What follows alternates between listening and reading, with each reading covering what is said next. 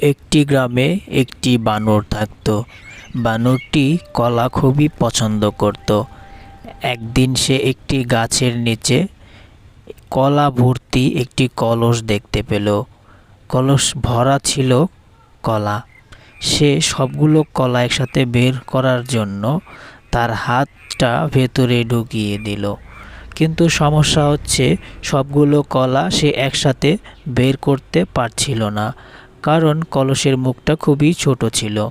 তখনই একটি কচ্ছপ এসে বলল, কিছু কলা ছেড়ে দাও, তাহলে দেখতে পারবে তোমার হাত বেরিয়ে আসবে। কিন্তু বানরটি খুবই লোভী ছিল, যার কারণে সে কলাগুলো ছাড়ল না।